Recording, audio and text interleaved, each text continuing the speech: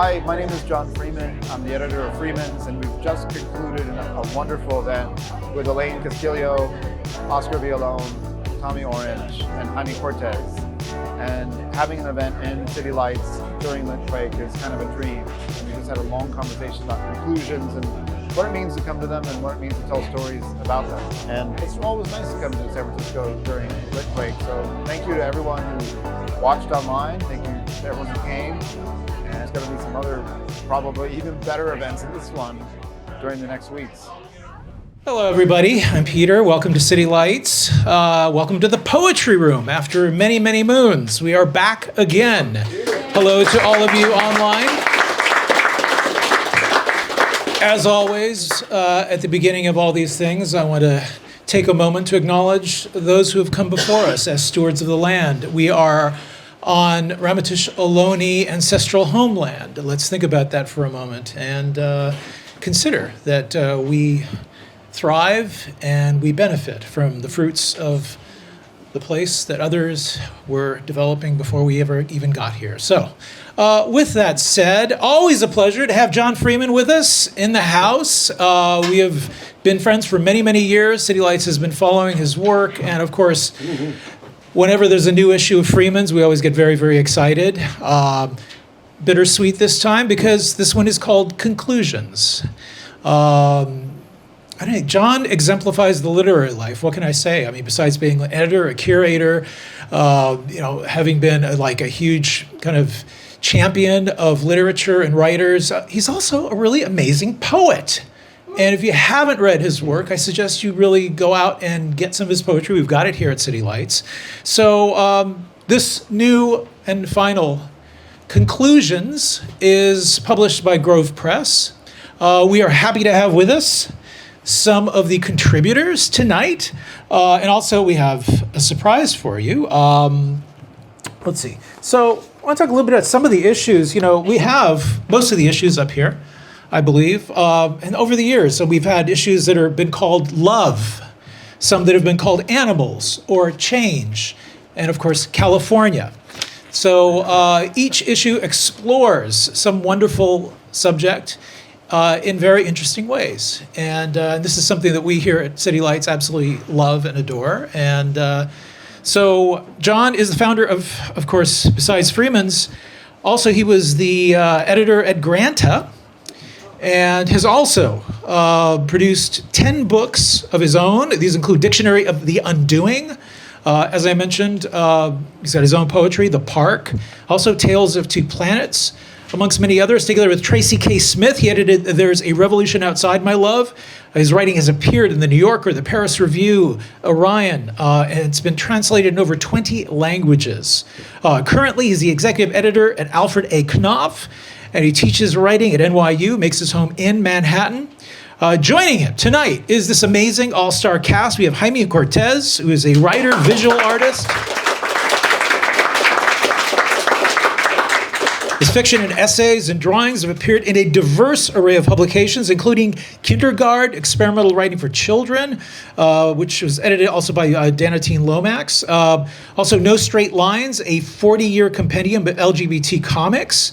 He's also contributed to the Infinite Cities Atlas that was edited by Rebecca Solnit, who we're happy to have here with us tonight as well. He is also the author of the fabulous, fabulous book, Gordo. Please check it out if you haven't.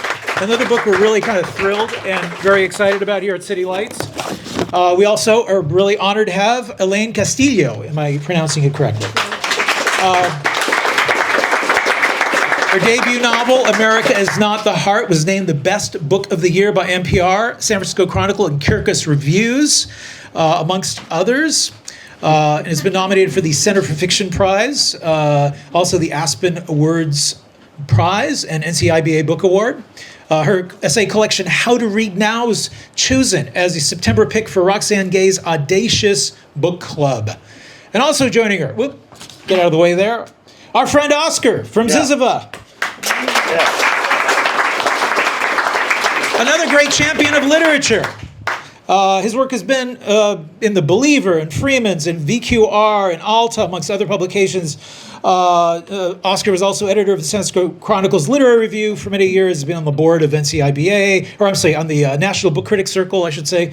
Also, he's been a longtime juror at California Book Awards.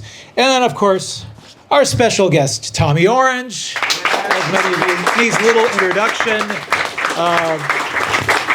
He, of course, many of you know him for his fiction. He has a new novel coming out in 2024. It is called Wandering Stars.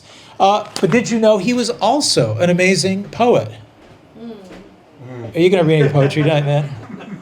Oh, please. Please. You're in the poetry room. Come on. Hey, give these folks a warm welcome.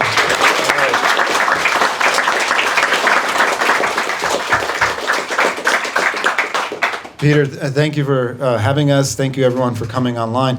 And thank you, everyone, for coming here. This is always such a special room. It's a beautiful, almost secularly holy space. Things are possible here that seem like they're not possible elsewhere. And it's just such a privilege to be here with these writers that I admire and love so much, whose work has made my days so much brighter and more interesting. And I think we're here in some ways to hopefully talk our way towards, I guess, a conversation about conclusions. It's the theme of the new issue, but I think it's something on our minds. You know, obviously, the end times didn't recently begin. They have been happening for a long time for many peoples. But it does feel like we're in the middle of a narrative breakdown, that we don't have the stories to tell, to understand the way we live and what we face. And so we need to come up with better stories. And that's not just a narrative issue, it's a civic issue. And in some ways, it's a book-selling issue. And I feel like CityLights has been at the front of presenting new stories as they appear. And the writers that are here with me have been doing that. But I want to start with Elaine, because you've come the furthest today, all the way from San Jose. Standing at 5'2", playing number one guard. 5'3". 5'3". One of the things that I've found that has happened in the last couple of years, as we face these forms of collective narrative breakdown, there's a return to older stories. You know, where we fit in the biosphere, for example. And you could call it, we like pets and fluffy things, we like dogs and cute things, but I feel like there has been a rediscovery through animals of perhaps trying to figure out where we fit in the world. And I know that that's been a big part of your last couple years. And I wonder if you can talk about, not your experience with dogs, although you can definitely do that, but what it means to tell stories about animals versus the stories that you were telling in How to Read, or stories about stories, and the stories you had in your first novel. Yeah, well, you want me to talk about dogs? We'll be here all night.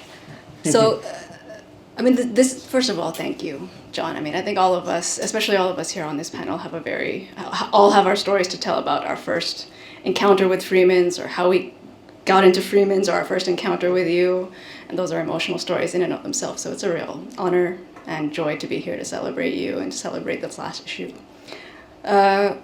Yesterday was the anniversary of the passing of my first dog, a senior German Shepherd, Zina, I have a tattoo of, that I adopted when she was 9. And obviously, I've been thinking about conclusions since then because her death broke me. And I didn't tour How to Read Now, I think, because of that, and because of, a lot of life happened in my life after that. And in that loss, I ended up writing not the novel I was supposed to turn in, but an essay, which is now, I think, turning into a long form, or has turned into a long form essay, which actually is turning into a book about her and about dog rescue and about dog training. And I think one of the things that I really experience, because I wasn't someone who grew up with dogs. I grew up in a kind of working class immigrant family, so the experiences I had or thought I had with dogs were, people in the Philippines who kept a dog on a chain outside a rural household for protection, that kind of experience. And I hadn't had the experience of living with a canine companion or a canine soulmate, or having that relationship. And I know one of the things that I really felt when I had that relationship was that I felt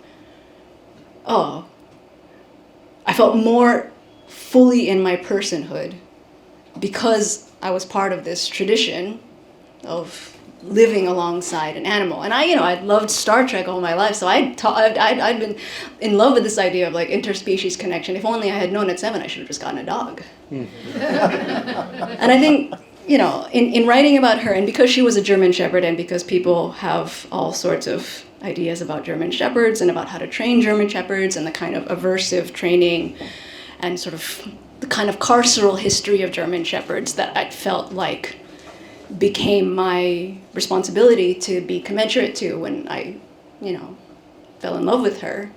I started thinking about her and her history and what it meant, and then that led me to. I was really glad that in conclusions you started talking about Barry Lopez, because I've been reading. That's all I've been reading. Not Barry Lopez, but I've just been reading naturalists. I've been reading Has anyone read the Yellowstone series on wolves by Rick McIntyre? He's a Yellowstone park ranger. I really recommend it if you just want to ugly cry about wolves, which is. I was probably already in a state to ugly cry at wolves, but.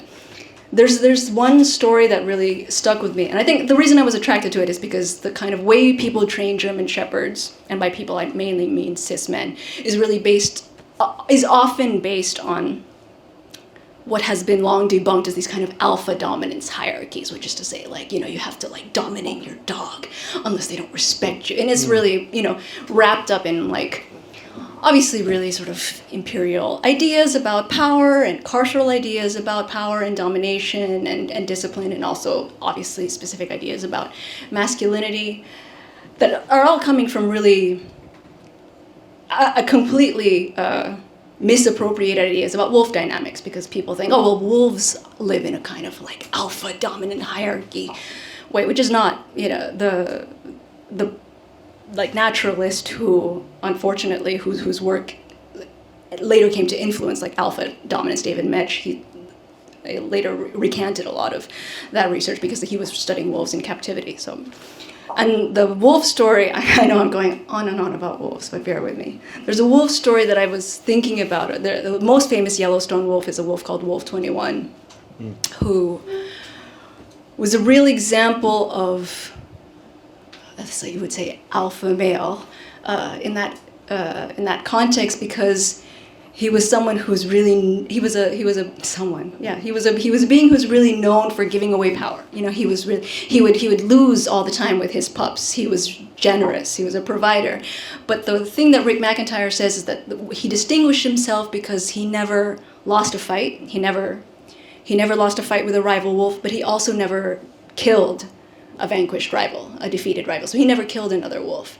And there was one wolf in particular, Wolf 302, who was this real fucking Casanova, who was the opposite of Wolf 21, who was like getting his daughters pregnant, leaving them, running away from fights, stealing food from pups, like, there's a battle here, bye. Like, just the not the paragon of leadership or virtue or anything. And at some point, 302 is, fucking around with 21's daughters, and he's like, this fucking guy. And finally, after, some time of the 21's like, okay, I'm just going to beat this guy up. And of course, all of 21's pack mates are like, okay, we're in. We're loyal to you, so whatever you want to do. So they're starting to beat 302 up. And then they step back. And then the other members of 21's pack are like, well, what do you want to do, my guy? Like, are we gonna go through with this? And then he walks away. And 302 sees this chance, and as he's prone to do, runs away. He's like, "This is my chance, bye." It's like very Wile E. Coyote. And Rick is like, what does mercy mean in dogs? What is that? Or not in dogs, in wolves. Like, what does that look like? Why would he have done that? Why would Wolf 21 have done that? And he says the answer to that, bringing this back down to conclusions, is he only finds that out years later, when 302, long after Wolf 21 has passed, long after Wolf 21's mate has passed, Wolf 302 is now an old man. And he's kind of slowly started to redeem himself. He now finds himself at the head of a pack, and he's now starting to provide. And at the end of his life, the rangers find him, he's been killed. He's been killed by rival wolves. And when they do the autopsy, they see that his belly's full of elk meat, and there's all of these wolf cub prints around him. So Rick McIntyre's idea is, or his thesis is that he died protecting these young cub wolves, which is not something that he would have done in his youth. And a lot of the cubs in 302's pack were grandchildren of 21.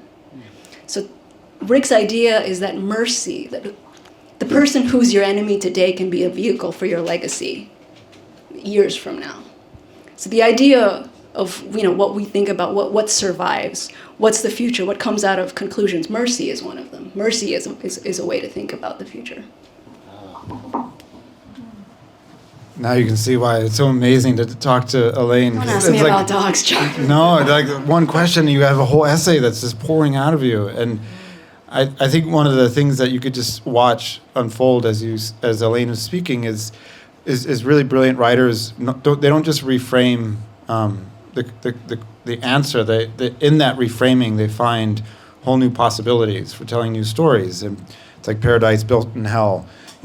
Is it not that actually when things get hard, we rely on mutual aid, and that all the stories about sort of social Darwinism say a lot more about the structures we live under than it does about us? And one of the reasons I wanted Conclusions to be the title rather than Endings or the conclusion is you can come to multiple conclusions. Mercy might be one of the conclusions out of that story. But love is another conclusion, and the way that we have to possibly reframe how we love in times of scarcity and what that means and who we love. And Oscar, I wanted to ask you a question about this because in the context of Conclusions, you had a really beautiful story about your family that is also a story about love. And how it travels over distances that are almost impossible. But it's also a ghost story, which at its fundamental level is a story in which there is no conclusion. There's always if there's a ghost, there's a haunting, which means that there's never an ending. There's only a place where you have to stop. Right, but in terms of some sort of finality, there's really never any sort of finality. For example, with the ghost story,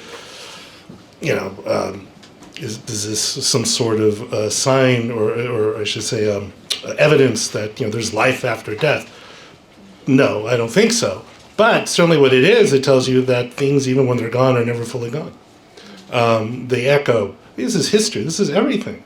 The thing about the only real finality, really, truly, for everything is you die, and then that's it.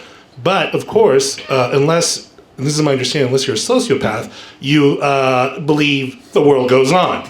Sociopaths don't. That's a fun fact. They a lot of them, when they die, like, oh, I die, you all die with me. That's it. The world's done. This is why you don't want them to be president. And yet, exactly. But anyway, so yes, that is a physical imposition, right? So it's over, but nothing really is over, And I think this is the whole thing. Look, what conclusion I think sometimes suggests is the idea of knowing everything there is to know about something. So we are concluded, and that's that. And I turned in the Warren Commission report. That's it. That's JFK. Anyway, so you turn it in. That's it. Case closed. Nothing more to that. But the fact of the matter, that's not how life works. It's not how anything works. We try to make sense of things as much as we can.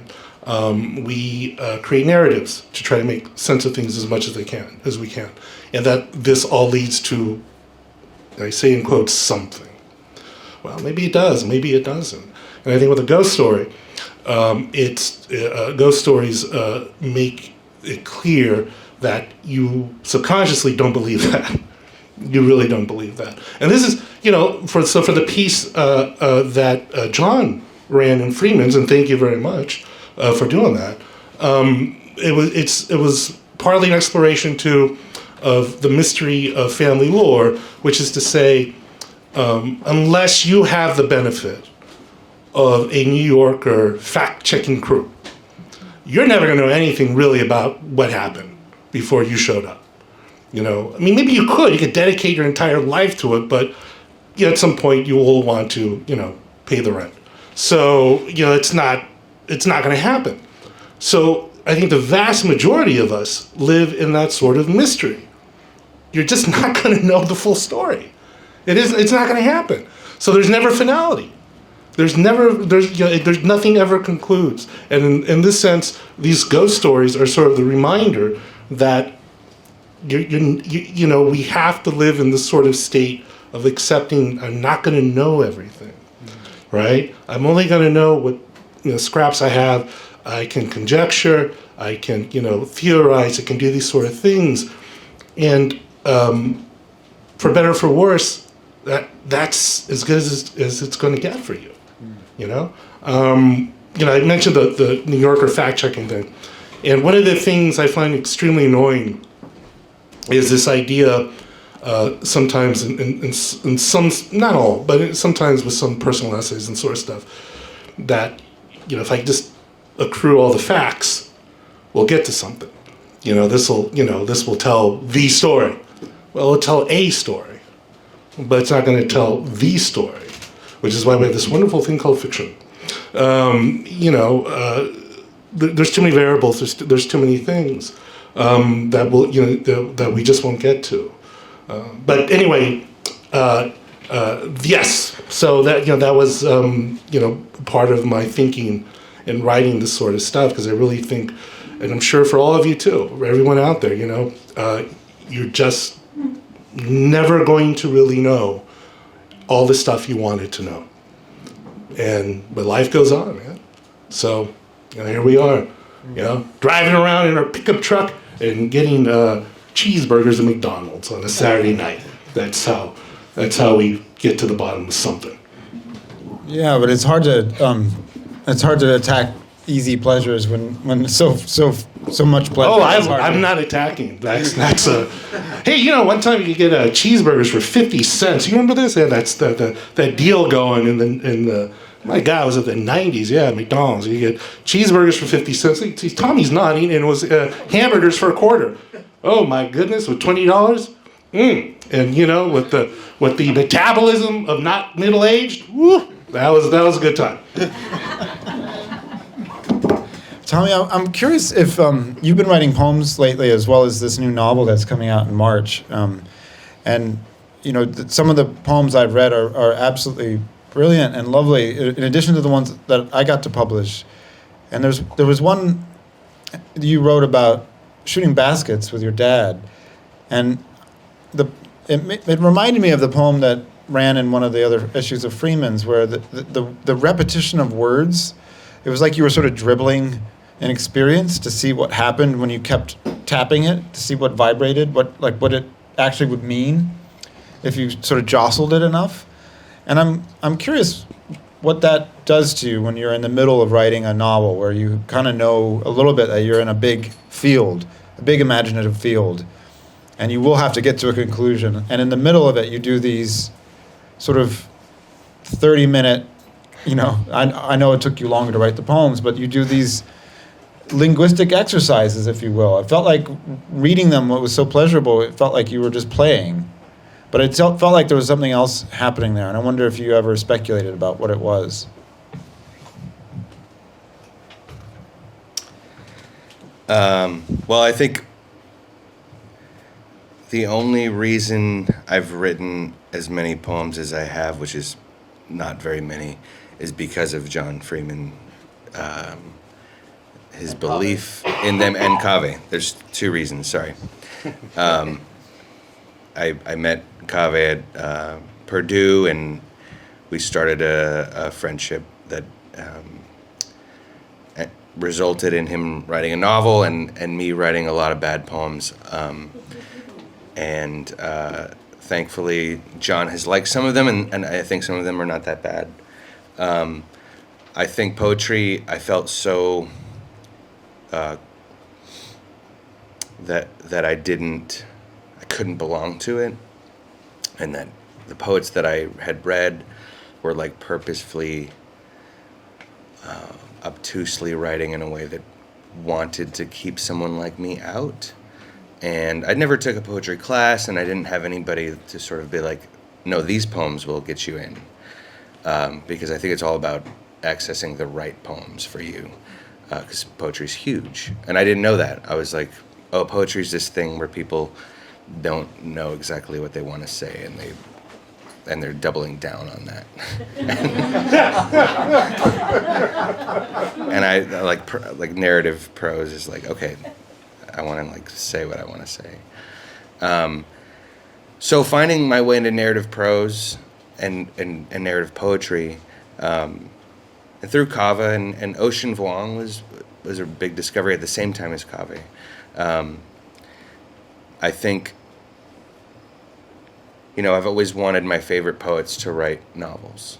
That's like when I realized that some poets do that, I'm like, oh, I don't want all poets to write novels instead of what they're working on. But there's a place for poetry that's different and can do something much different. And it's something, and I write novels initially from the interior. And I think poetry is mining the interior in ways that novels, your editor won't want you to.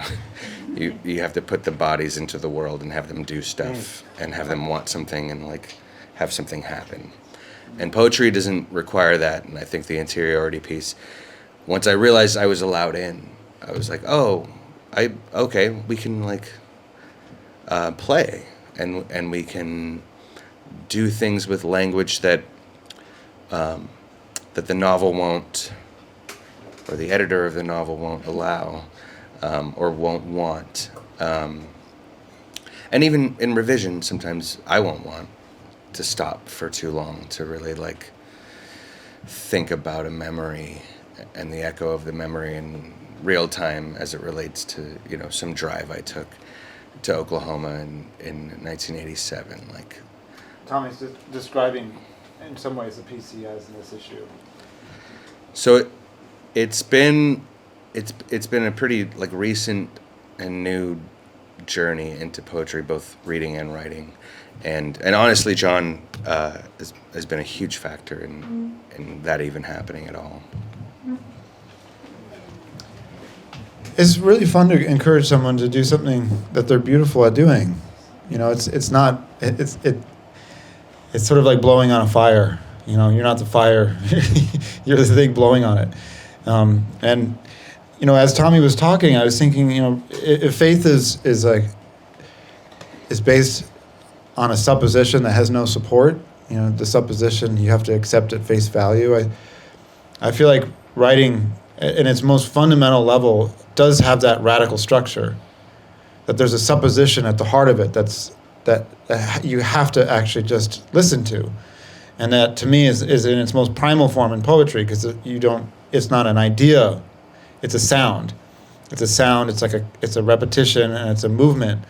And I think one of the things that has really moved me in the course of working with all of you is how you all have your own really unique sounds. You can hear it when Elaine speaks, you can hear the looping structure of Oscar, you can hear the kind of sobriety and intimacy in Tommy's voice, and when Jaime talks, you'll hear it as well, the way that he expands to confront a kind of supposition and issue, right? And the piece that I got to run I've run two in Freeman's, but one of them, it sort of comes at very directly the problem of telling a story in this time. You're sort of telling a story in when it feels like the world is falling apart.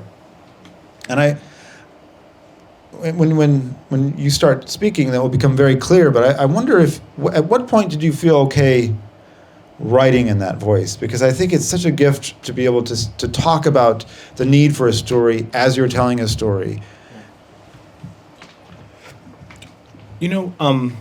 That piece that you're referring to, I think it's so much about how sometimes these really, really important revelations come layered and very quietly to us. Like they just kind of pile on, and and you realize 10 minutes later, like, shit, I just had 3 ideas that are going to shake me for the next 10 years, right? And I think that that's something that was interesting to me, and how in some ways, when that happens, when you have the revelatory kind of moments that pile on like that, for that to begin, something has to end. Like your former mindset needs to be burned at that pyre. And so that was kind of an interesting one for me to be pondering, was how these revelations come to us. And sometimes it's the thunderbolt thing, and other times it's something much more subtle. And so that was kind of exciting and interesting for me. Did I answer your question? I don't know if I answered your question. Yeah, beautifully. And I would like you to read from this piece briefly in a second, but in the meantime, we have amongst us here already a lot of people who've been involved in Freeman's. H.R. Smith, sitting right over there, Shoba, beautiful fiction writer. I'm so happy to be able to publish your short story.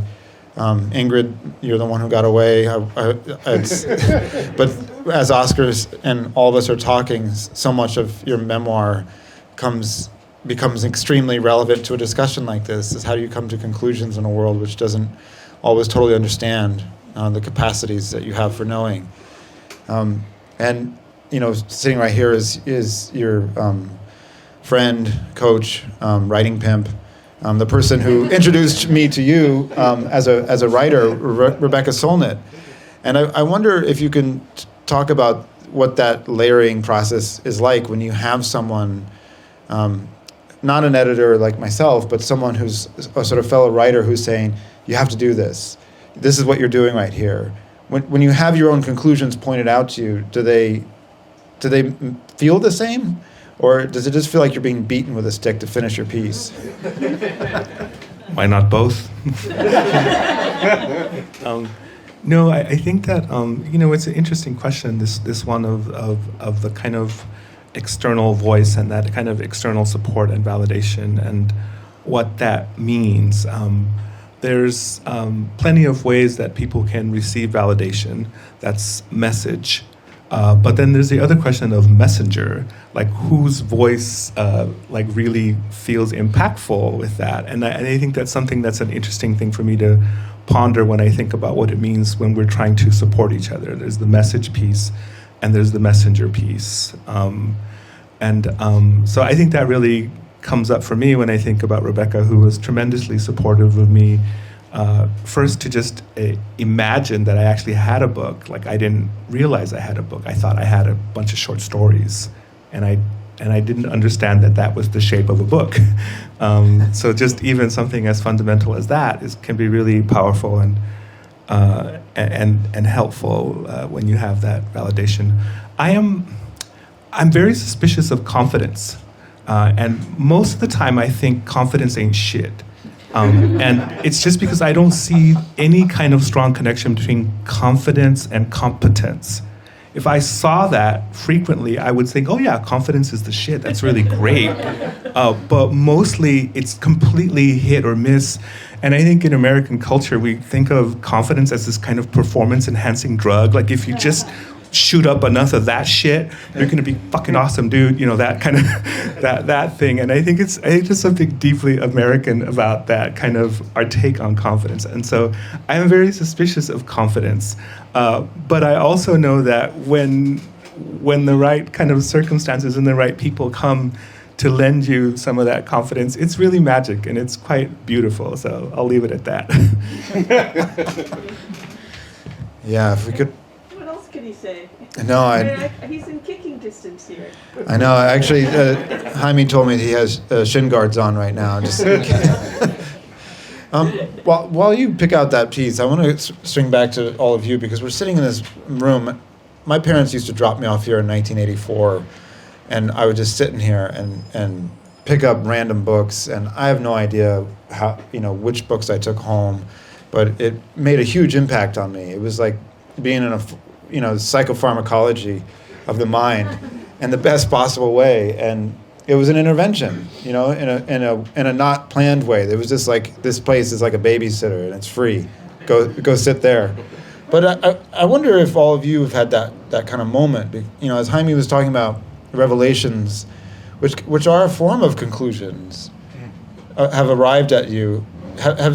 Can you remember when it's come, you know, in the form of a book where you thought, there's a before and after. There's this book, and then after that I'm a different person. No, we're all gonna pass the book on that one. Reliving childhood trauma. I don't know if I can say that there's a particular book, but when I realized I loved fiction, this was, you know, a headquarters for me to just be in here. You know, at the time I couldn't really afford to buy any books, but there's a curation that happens in a place like this that wouldn't happen at a library. Like, you just go to a library and you sort of want to know what you're looking for, but there's what bookstores do is they introduce you to things that you would never see anywhere else. It's like tastemakers are making, you know, books visible that you wouldn't know otherwise. And that's what I always loved about a place like this. And so I would spend, you know, 8 hours here and not buy anything, I'm sorry. But just read and like figure out what books do I want, and like really have to decide on like a couple and figure out which ones I'll eventually get. And so realizing that a place like this exists as a bookstore when I was first becoming a reader, which was late, you know, I was in my mid-20s, realizing that this was a resource was a revelation. Yeah, I mean, I think I came to CityLights a lot and didn't always buy anything either in the mid-2000s. I think for me, I mean, like Tommy's saying, I think bookstores and libraries, they were huge in my life even as a kid. And I was reading voraciously, and yet despite that, I don't think I ever realized that it was so much part of myself that I never thought about it. So I never thought, I was writing all the time and I was reading all the time, but I never thought, I'm a reader, I'm a writer. Also because I was the only one in my family. It was just me and my dad who were readers. So there was always this sense that reading and this literary life and this sort of intellectual life is one that has to be kept secret from the kind of otherwise sort of like not especially literate and not especially welcoming to literacy, sort of wider community. And I think for the longest time, it was just something I did, but not something I was. And then I think it was in the 5th or 6th grade or something, one of my friends, because I think people still knew that they didn't know I was a writer, but they're like, she's kind of good at like essays and stuff. Just like plagiarized, wanted to see one of my essays. And then I was like, okay, yeah, sure, you can like look at it and maybe it'll help you, whatever. And just like fully plagiarized it. And I think I was 11 or something. And I was pissed. Like actually furious. And I know my friend, he was like, I don't know, what's the big, like, first of all, we're 11, chill.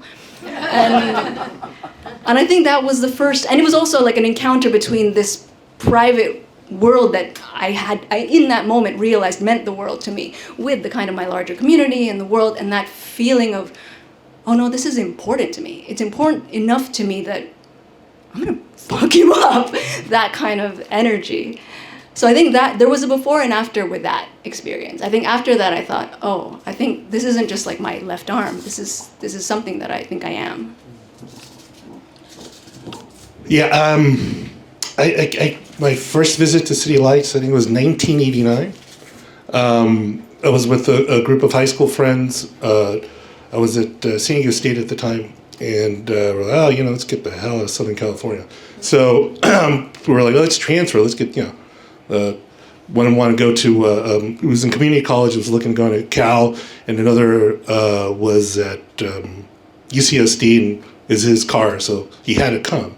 And then it was me, and I was at San Diego State, like, I don't want to be here. But anyway, we did a little tour of California in a Honda, and we stopped in San Francisco around New Year's Eve, actually.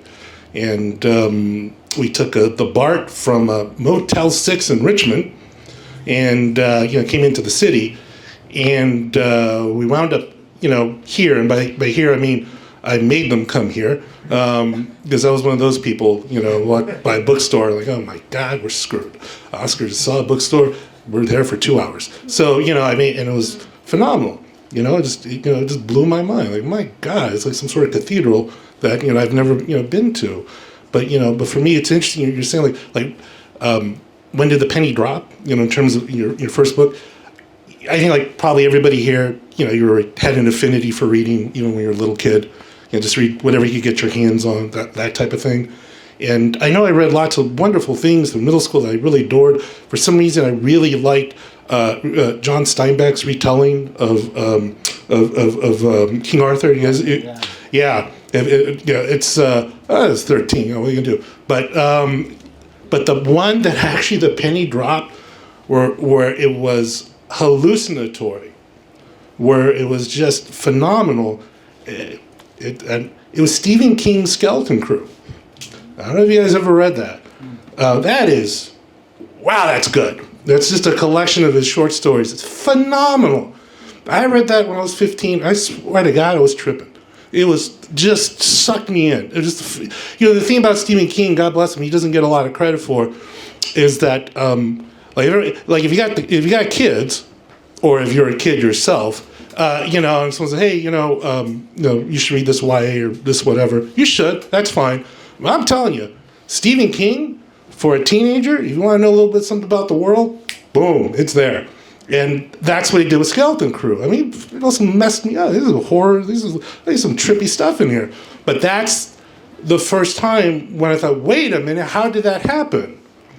And then after that, then I got into the hard stuff. Yeah, when I tell you 19, I went into Crown Books in Rancho Penasquitos and grabbed The Stranger from Camus. It was the vintage international one, and I got the paperback of Love in the Time of Cholera, and that one edition of Ulysses. The one I'm talking about. And the guy brought it up to the register and sort of goes, "Oh, you're going for the good stuff, huh?" I have no idea. This just looks cool. But it was then. It was really then. And I remember, I don't know if you guys ever read that essay from Italo Calvino. Well, so many essays. But he has an essay where in part he's describing about writing and technique and this sort of stuff. But he just kind of as an aside says, how is it possible? And I'm paraphrasing, I don't have these scraggly little spider legs could have so much power. How is it possible that this thing, this how is this not magical, could be that transporting, it could have that effect on you? It's just these spider legs on white. That's all they are, and then and here we are. But yes, that was I think for anyone who's a reader, there's something about this place that instantly you feel at home or in a sort of idealized place. Like at Burgess Meredith, at the end of that Twilight Zone, if he had not been in the bank vault and he had been here, he would have figured it out. The glasses, whatever. We would have figured it out. Because look at this, my God, stupid bank vault. This is a lovely place. We've sort of been talking about conclusions as a moment too, that you can kind of have a conclusion about what you like, and that conclusion changes what you are. And once you realize what you are a different free radical as a person in the world. It's not just you write stories or a novel or Stephen King knockoffs until you become the book editor of the San Francisco Chronicle. Absolutely. You create stories and you retell stories that also change civic space. I think America's Not the Heart has absolutely changed civic space because it's told stories that in some ways were being told already but were never put into a novel in the form that you put it into. And it's a revelatory novel, and I think the same is true of your first novel, and I'm sure it's going to be true of the second one. And I wonder if we can just think about not trying to scale revelations up to civic usefulness, because I think that's a way in which a conclusion can then stop you from writing, because you begin to try to write towards usefulness as opposed to enjoyment, enchantment, storytelling, the following a character. But is there a moment, Jaime, like in your life as a writer, where you became something different, and you noticed as a result you began to do different things, and that it was related to what you were becoming as a writer. And I ask you that particularly because you've done lots of different things in your career, in public health and whatnot. I think that when I began to write about the things that shamed me, something shifted, and it kind of gave me a kind of ownership over that part of my life, that part of my heart, and it helped me to just adopt a kind of an openness about, that stuff happened, and I think it had something to do with that, and that's just my own kind of personal psychology, that I needed to get at this core of shame. So that was something that was really a big shift for me, and how I kind of moved in the world and how I engage with people. Did it affect how you write? Because if you haven't read Gordo, there's something overwhelmingly lucid about the stories. It feels like you are transported into the body of a child, that you're not watching a child think, you are a child trying to buy a donut off the back of a truck, and I wonder if your way of creating stories was changed by that revelation, as in, when you make things so clear, it doesn't leave a lot of room for shame. If you put things like happiness and childhood and play next to things that children eventually could be shamed by. Yeah, I think there's an interesting thing for me about trying to write with a lot of immediacy for these child characters. I worked very, very hard on getting that voice down, but I worked just as hard on trying to get that kid mindset down and trying to remember what it was to be a kid and to try to make meaning of this confounding world that surrounded me and the confounding behavior of adults and other kids. So I think that there was definitely a lot of that had to do with that kind of wanting to get at a certain immediacy and trying to get back to that mindset was for me a really important part of the process. I'm going to ask one more question, and then you obviously can ask questions of Tommy and Elaine and Oscar and Jaime. But the voice that you use in the piece I'd like you to read just a tiny bit from is different, a little bit different. It's your adult voice. It's the sort of synthesizing voice. It's a voice that can ask intimate, personal questions as well as civic questions and make observations as well as sort of describe the experience of experience. And I guess I wonder if you're ever tempted to follow that voice as well, and if you did, where it might take you. I really, like working in that adult voice as much as I like working in a kid voice. What feels really magical to me about that, what the adult voice brings, is the possibility of connecting dots that might not be obvious at the outset. And so again, that piece of the revelation that can happen with an adult mind churning over something and making these connections of things that might have initially seemed completely disparate and disconnected, or maybe even absurd to juxtapose them, but how they can all sit together. Yeah. You want to have a little read? Sure.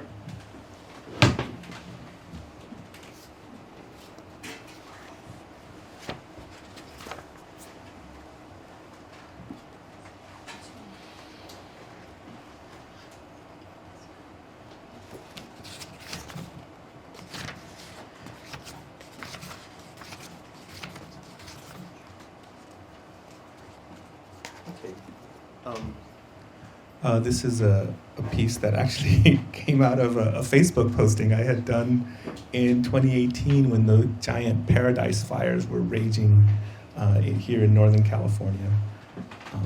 So I'll stand just to be able to project a little better. Yes. Do I need to use the mic for the virtual audience? Okay, got it. All right. Fire notes. My evening commute takes me north on Highway 280 towards San Francisco. 150 miles to the east, Paradise is burning at the heart of the largest wildfires in California's long and storied history of fires. The thick smoke, which blankets the entire region for hundreds of miles, contains the particulate remains of Paradise. It occurs to me that in unison, millions of us are inhaling the sofas and ottomans of Paradise, the cars and gas stations of it, the trees and lawns, the clothes and detergent, the wedding pictures and divorce papers, the cadavers. This thought comforts and discomforts me as I drive through the evening traffic. I need to use the bathroom, so I pull over at the Crystal Springs Highway rest area. The rest stop used to be notoriously cruisy, drawing gay and temporarily gay men from around the region with the promise of nocturnal sex in the bathroom stalls, in the cars, or in the trail that winds up the scrubby adjacent hillside. Increased surveillance of the rest stop, and finally a mini police station planted near the bathrooms put an end to the nightlife.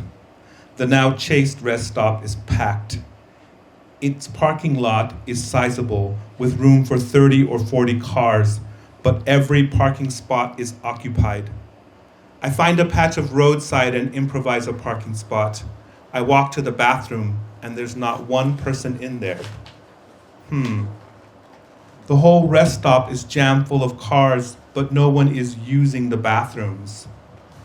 Sorry. But it's a rest stop, I think. It's all about bathrooms, isn't it? Evidently not. On my way out, I see through the open door that no one seems to be using the women's bathroom either. I walk back to my car slowly, and I notice now that one car after another is packed to bursting with stuff. There are pickups with their beds stacked high with blankets, bicycles, boxes, chairs, Beverly Hillbilly style. My nosiness is piqued. I slow my walk to a near shuffle and assess each car. I see a woman in an old Civic bundled up in the fully reclined passenger seat. She is turning about in her blankets, trying to find a comfortable position to settle in for the night. She sees me looking fixedly, and I feel a wave of shame rise and break in my chest. I've been busted being morbidly nosy. I witness this act of settling in, this act that is normally so intimate, to be seen only by the eyes of your kin or your lover. Next door, in a little red pickup with a rusted hood and bumper, I see someone's hands adjusting a metallic folding windshield sunscreen for privacy. The overhead LED lights shine through the windshield, reflecting off the silver screen, and the hands seem those of a deft puppeteer in a sad, surreal cabaret. I see a bearded man with a steaming paper cup of something sitting on his car hood and talking with a second man in the passenger seat of the neighboring car. I eavesdrop. Their chatter is a bit of nothing about the brisk weather, the smoke. Backlit by the lights from the rest stop of the map kiosk, their words exit their warm bodies and become delicate vapor genies that dissipate into the darkness. Shit. I finally understand. This parking lot is either a long-time encampment for car-dwelling folk or an ad hoc way station for refugees from the epic fires engulfing Paradise and the neighboring areas of Butte County, or both. I stand there for a moment and take in a big breath of smoke-tinged air, and I'm stunned by how deeply dystopian this scene is. The dirty twilight air, the car people battered by inequity, priced out of proper shelter, the people who gazed into the burning eye of climate change and fled for their lives. We did not ask for this, but we chose this. Through our action and inaction, we chose those fires, that smoke, this displacement. We're all paying for it, though these people are paying more dearly than the rest of us. Of course I'm complicit in this, just like everyone else. Of course I can do better, of course, of course. I feel a dull, leaden weight on my shoulders. I turn my face towards the hillside. The gate to the uphill trail is locked for the night, but I mentally vault over it and take the short hike up to the Vista Point, where a hulking statue of the 18th century Franciscan monk Junipero Serra awaits. Serra is bowed down on one knee, but the statue of the colonial missionary is still of heroic scale, perhaps 20 or more feet high.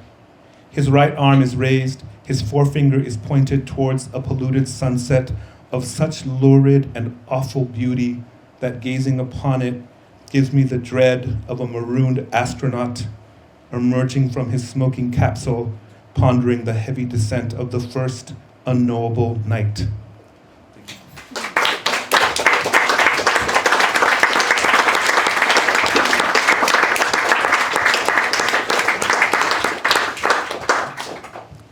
So one conclusion you should get from that is don't give your work away for free, because that was on Facebook, most of it. And Rebecca Solnit again sort of helicoptered to the rescue and said, you should look at Jaime's post, that should be in Freeman's. And I said, absolutely it should. But, obviously one other conclusion that comes out of that is a voice can recreate the space that it exists in. Facebook could be a terrible place often. It's an annoying place. I left it happily. But when, you had a cone of light like that voice, observing with that kind of somberness and attention to what is real, it becomes a better place. And I guess I want to end by saying, or asking you all, because writers are not necessarily joiners, gathering them in a room can be tricky. It's not like they're cats who will fight, but you spend a lot of time indoors and you end up reading 17 books about wolves, and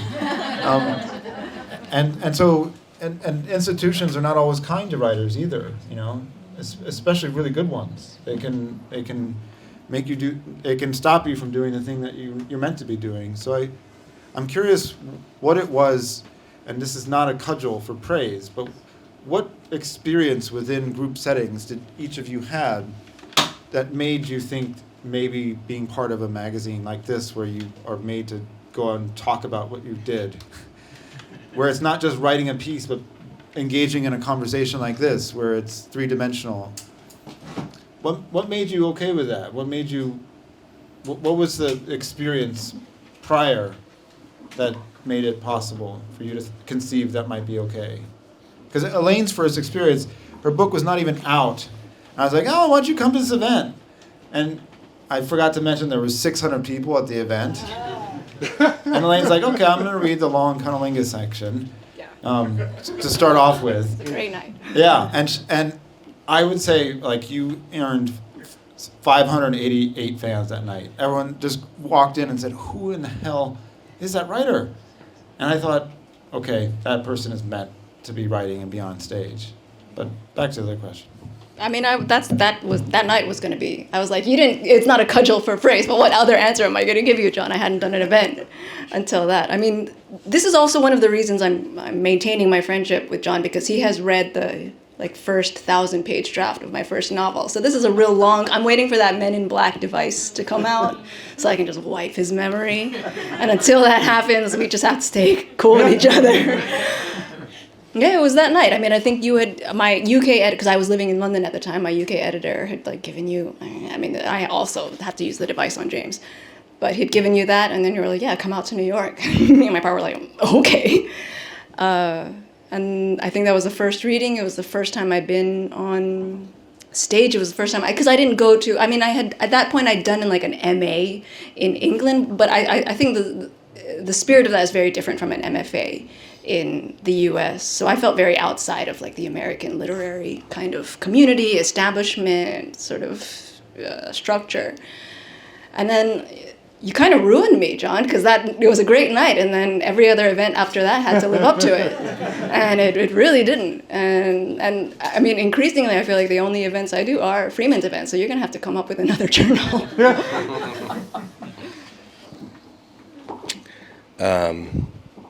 Not to, I guess, be a cudgel of praise at you, John, but I think I've done a lot of events, and I've done a lot of bad events.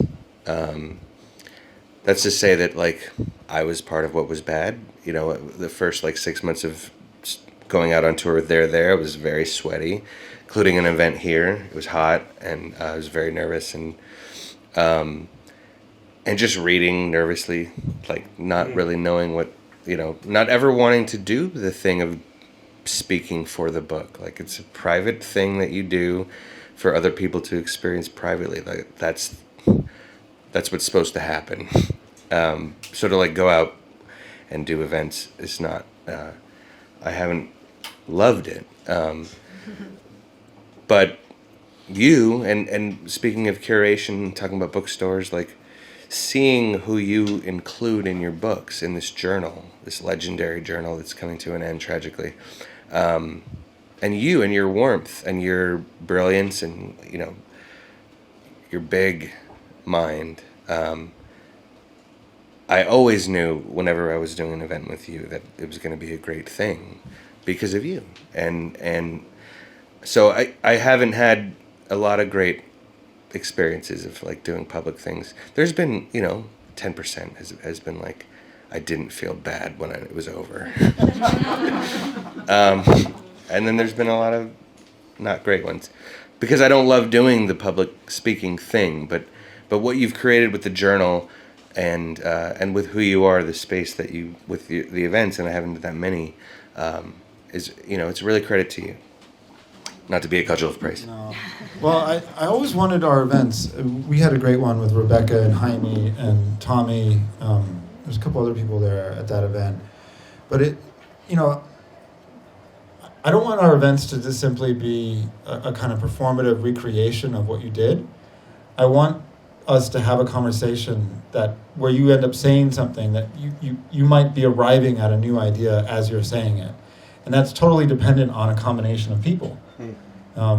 You know, and you were on stage with Dina Mengestu and Garnett Cadigan.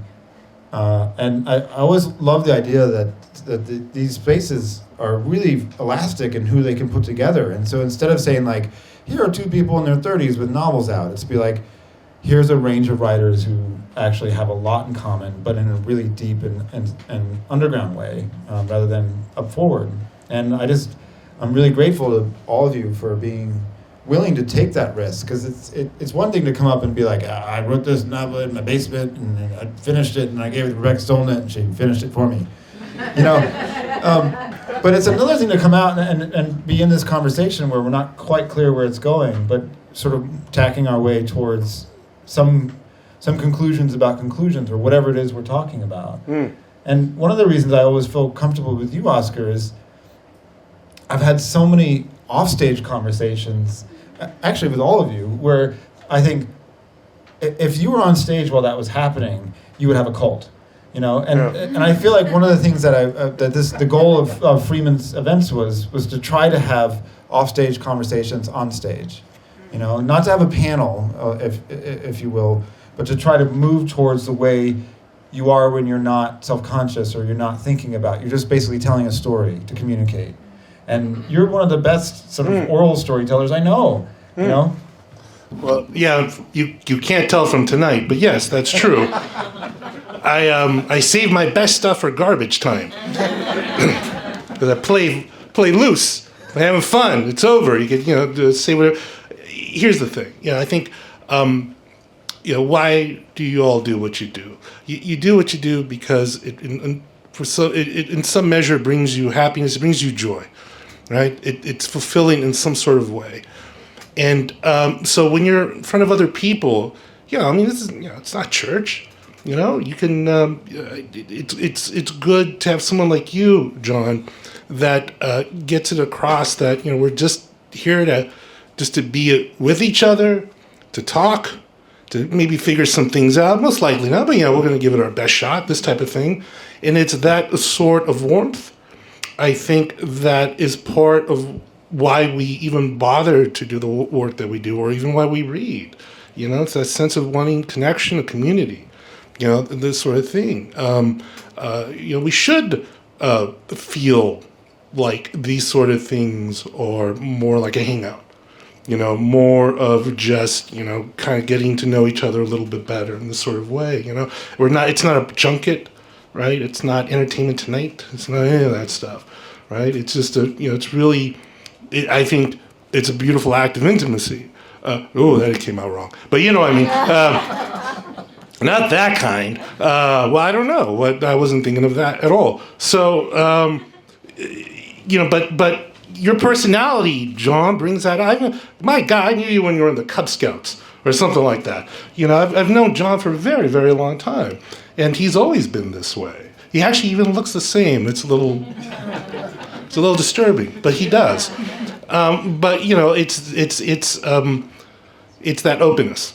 And I think when people feel around someone who's open and warm, they respond in kind, right? If you're around people who you think, oh, I'm happy you're here, you react to that, and my goodness, you've certainly done that with Freeman's. Thank you so much for inviting me to that party. It's been absolutely lovely. Well, it's been lovely having you all here. And I know we've gone on a little bit longer than typical, so I understand some of you have stopped sweating and have run out of water in your bodies. But it's lovely to be in a cozy place because it's actually quite cold out. Does anybody have a question for Tommy or Elaine or yes? It's not a question. It's the first things that you were talking about, how you can't really understand the whole of everything because things are so complex with so many, everything is just complexity on top of complexity. This might be apples and oranges. I just thought I would throw it out. I had the great good fortune to have a 2-hour conversation, just the two of us, with Stacy Schiff, the biographer, and we were talking about why any sane person would want to go through the incredible slog and donkey's work of trying to write a biography of someone. And she said something that has always stayed with me that may or may not be useful, which is that one of the rewards of going through that is that none of us can really see the trajectory of our own lives. And when you write a biography, if you do the work and you do it well, there's a beginning and there's a middle and an end, and it's a reward. I just thought I'd throw that out. Oh yeah, for biography, sure. I'm just but for my family lore, no. I'll just put in a plug. Boy, Robert Caro's LBJ. That's some beautiful writing. That's some wonderful stuff. Yeah. Yes, please. I'll pass it here. Hi, my name is Thomas. I'm a grad student. I met Amy last year. You came to CCA. We had a really great conversation about representation, and I think what you said was tell a story first and don't try to represent queer culture. So I wanted to ask a question that was about. I know tonight is about conclusions, and as a poet trying to write a novel and failing, I wanted to miserably. I wanted to ask, as a group of prose writers, do you feel like failure is an opportunity for an opening, or is conclusions an opportunity for an opening, or for something new? And if so, when does that time come for y'all? That's okay. You can just say It better be an opportunity for an opening, otherwise it's the end, my guy. And how often does it happen? We've been here an hour, so it's happened about 100 times since then. I think getting comfortable with that failure. Jaime was talking about being suspicious of confidence. Confidence doesn't serve you as a writer. Vulnerability serves you as a writer, and vulnerability is ultimately going to lead you to failure. I just failed for a month at a novel I'm working on. I just failed by writing a book about dogs instead of writing a novel. So, what your instructor told you about writing the work that you have to write and not worrying about representation, that's the correct advice. Oh, is it? I didn't even get that. See, I just failed again. It happens all the time. So getting comfortable with that, making friends with that, and then in a way being grateful to every time that happens is, I'm not saying that I'm also a perfectionist Virgo, so I don't like it that much. But it's an ongoing process to be comfortable with that experience of failure and understand that it's ultimately probably your greatest teacher. Yeah, I think also, I finished my next novel. The second one was really, really hard, full of failure the whole time. And I think in some ways concluding a novel is admitting to failure. Like, this is the best I could do in this time period and with who I am and what I was capable of, and given all my limitations. This is where I have to stop. And that's a kind of failure, because novels can do a lot, and they ask a lot of you, and you're never going to do enough. So I think the process of writing a novel should be full of failures, and also end with the failure that is the end of you writing it. Can I just add one thing to that, which is actually advice? This is something I used to tell students. Like, whenever you're in a draft and you're at that point where you're like, just one more draft and I got it. Just one more draft and it's perfect. That's the place to stop. Because then you're going to start spiraling. Then you're reaching for some sort of vague idea, abstract idea of perfection that's never coming. So that end with the failure. End right before you think, oh, if I just do one more thing, it'll be perfect. And by that point, you're already spinning your wheels.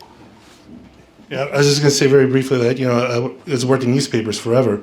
And, within the confines of 24 hours, wherever you have the shift to write a story, you got to write a story. If you got 5 hours, that's it, man. Crank it out. And as, some of the vets there would tell you, well, they can't all be Pulitzers. So it's not even so much as failure, because we say failure, but what it is, it's an at-bat. Right? And you have good at-bats, not so great at-bats. You're going to be up there again. You're building towards something. It's not a failure, unless you're batting like 100. But that's different. Not to belabor this, but Giannis Antetokounmpo had a wonderful retort about this when when the Bucks didn't make it to the finals, and the sports writer asked him, he was like, "Well, would you say your season's a failure?" He's like, "What? It's not, the season's a failure. These are steps towards getting something. It takes a while." Because he tells the guy, so you're saying all the years previous that the Bucks did not win the championship were all failures? No. It's the journey. It's the process to getting to wherever you got to get to. Some good seasons, some bad seasons. Doesn't matter. No failures. There are no failures. Wow, that's just such an amazing amount of wisdom that we just had dropped on us. I want to take all of your writing classes. That's fantastic. I just want to hold out the idea of failure as a style. And can you fail pretty? Just to imagine, what if you just kind of have a more playful relationship to it? I work on this myself, so I'm not preaching from some place of having resolved this, but it's something I wonder about sometimes, is failure as an aesthetic, failure as a sensibility, failure as a style. And I'm not even sure what that means entirely yet, but I think there's something about it that gives relief. So I'll just leave with that thought. Last question? Yeah. Yeah, could you speak into the mic? Folks Right. I realized that. Yeah, they can't hear you. So if you could, just. All right, sure. Four people. Thank you. My name is Armando.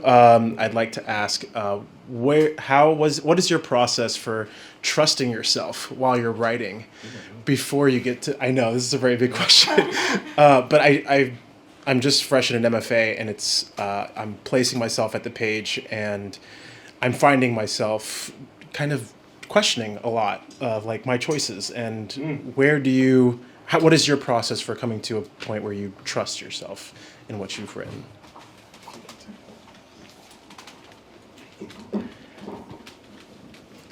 I think because I don't ever feel confident or I'm trust falling into my own writing. I think you have to find the right times, figure out the times that the writing can come, because getting it out is so important in order to get to revision.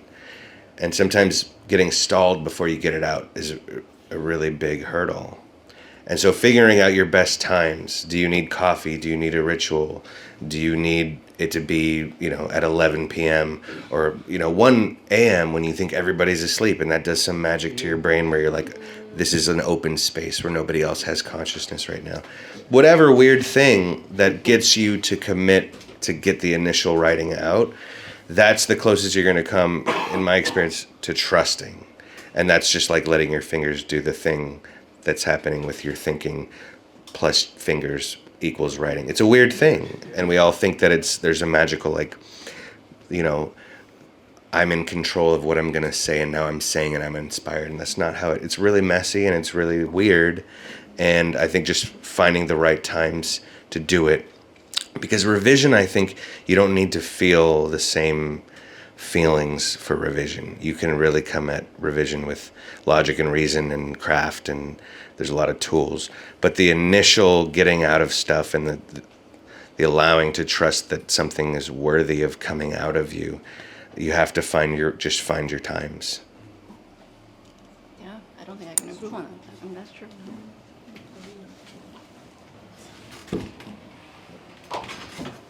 I think the thing that's really helpful for me is when I've written something and I look at it and I just feel that feels true. It's really that kind of simple and that complex to just ask yourself, does that feel true? And that helps. And if it's humor, does it make me laugh? Do I make myself laugh? That's also helpful. Thank you for your question. I think we should probably come to a conclusion here. You've been a wonderful, very patient and attentive group, and you all have been fantastic. And there's a risk in talking, because sometimes you can kind of get out in front of what you do in a way that makes it hard to keep doing what you do. If you start talking about it too much in a way, it forms encrustates a self-consciousness. And the radical openness that Tommy and Elaine and Oscar's talking about newspapering, but this man writes beautiful sentences, when he's off deadline. It's always when it doesn't count. Yeah, garbage time. Yes. But really, one day he will write one of the great memoirs of all time. And already I think the group of you have published books that will be with us for a very long time. And that's the only conclusion I come away from with this. So if you're here and you haven't read one of these writers, pick up their books. They're all here. If you want to sample some of it, it's in Freeman's. There's a bunch of other books that are pretty good. Thank you, Peter, for having us, and thank you all for coming. It's been really lovely. I'm Peter Maravellis. I'm the events director at CityLights. We just finished hosting John Freeman for his very last journal in the Freeman series. It's called Conclusions. We had a wonderful time tonight. Such a pleasure.